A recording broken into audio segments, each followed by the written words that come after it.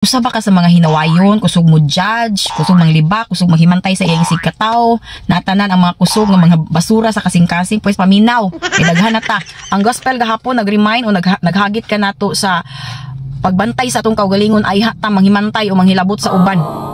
Kay diha sa Mateo 12:34, in the abundance of the heart, the mouth speaks, no? Kung unsa day ka basura ang atong kasing-kasing, diha sad na mga hibaw-an sa mga pulong nga gipanggawa sa atong mga baba.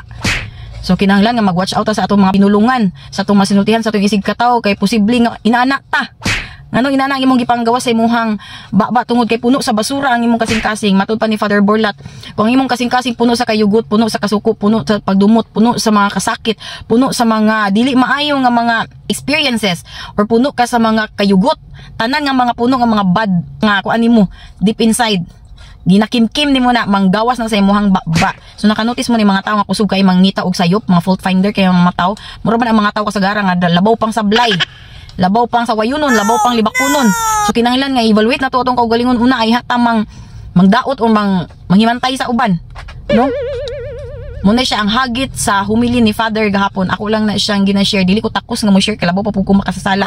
Pero ako lang gipaambit ninyo tanan, at least man lang makashare ta sa word of God. Bahala kung sa patak ka makasasala, at least i-balansin na to ang atong kinabuhi.